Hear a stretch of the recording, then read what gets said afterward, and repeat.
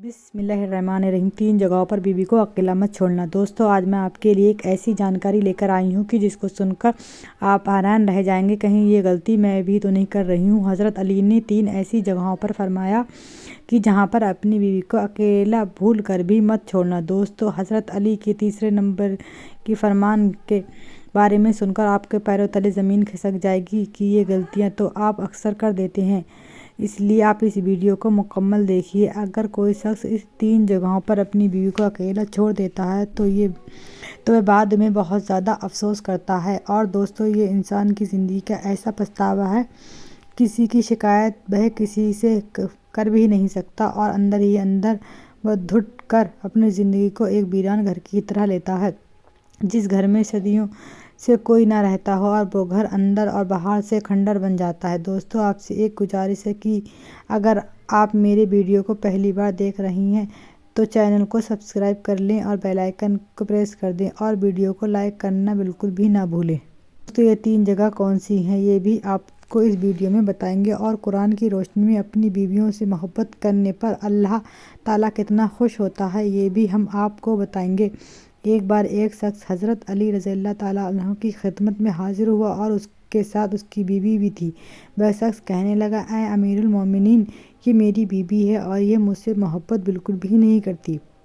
یا علی، یہ میرے ساتھ ایسا برتاؤ کیوں کرتی ہے؟ اس کی بات سن کر حضرت علی رضی اللہ تعالیٰ عنہ نے فرمایا کہ اگر تم چاہتے ہو تمہاری بیوی تم سے بے پناہ محبت کرے اور تمہارے حکموں کی تعمیل کرے اور ہمیشہ تمہاری بن کر رہے تو اے شخص اطمینان سے سنو، اپنی بیوی کو ان 3 جگہوں پر اکیلا کبھی مت چھوڑنا، اور اگر تم ان 3 جگہوں پر اپنی بیوی کو اکیلا چھوڑ دو گے تو ساری زندگی پھر پچھتاتے ہی رہو گے۔ یہ 3 جگہ ایسی ہیں جہاں تمہاری بیوی کے تمہارے ساتھ ہی بہت سخت ضرورت ہوتی ہے۔ یہ سن کر وہ شخص بولا، اے امیر المومنین، وہ 3 جگہ کون سی ہیں؟ اس بات کو سن کر حضرت علی رضی اللہ تعالیٰ عنہ ارشاد فرمانے لگے، نمبر 1، اپنی بیوی کو بیماری کی حالت میں اکیلا کبھی مت چھوڑنا۔ بیماری کی حالت میں ایک بیوی کو اپنے شوہر کی بہت ہی زیادہ محبت اور خیال کی ضرورت ہوتی ہے۔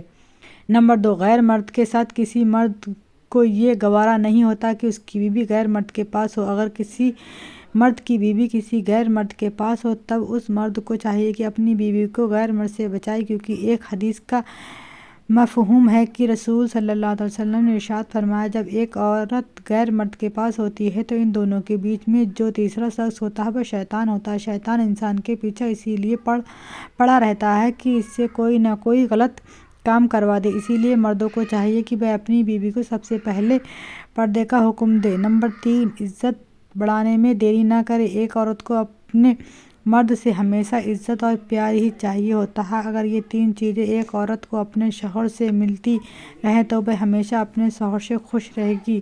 بعض مردوں میں یہ برائیاں ہوتی ہیں کہ وہ لوگ اپنے گھر والوں کے سامنے اپنی بیوی کو ڈانٹتے رہتے ہیں، جس کی وجہ سے اس عورت کے دل میں اپنے شوہر کے لیے عزت نفس کم ہو جاتا ہے، اور اس عورت کے دل میں اپنے شوہر کے لیے نفرت پیدا ہو جاتی ہے۔ لوگوں کے سامنے اپنی بیوی کو ڈانٹنا ایک کمزور مرد کی نشانی ہے۔ جس گھر میں کوئی مرد اپنی عورت کی عزت نہیں کرتا، اس گھر کے دوسرے فرد اس مرد اور عورت کی عزت کرنا چھوڑ دیتے ہیں۔ اسی لیے اگر کوئی مرد یہ چاہتا ہے کہ اس کی بیوی اسے بے پناہ محبت کرے تو حضرت علی کی ان باتوں پر وہ شخص عمل کرے تاکہ ان کی زندگی آسانی سے گزر سکے۔ اللہ رب العزت نے قرآن میں فرمایا کہ مرد اور عورت ایک دوسرے کے لباس ہوتے ہیں۔ جس طرح سے لباس گرمی اور سردی میں انسان کو بچاتا ہے، اسی طرح سے ایک مرد اور ایک عورت کو یہ چاہیے کہ وہ اپنی ساتھی کو پریشانی اور دکھ مصیبت سے بچائے۔ یہ بہت چھوٹی سی معمولی باتیں ہیں جس پر ہر شخص عمل کر سکتا ہے۔ اللہ رب العزت سے دعا ہے کہ ہم سب کو آپس میں پیار اور محبت سے رہ کر سنت اور شریعت کے مطابق زندگی کو بسر کرنے کی توفیق عطا فرمائے۔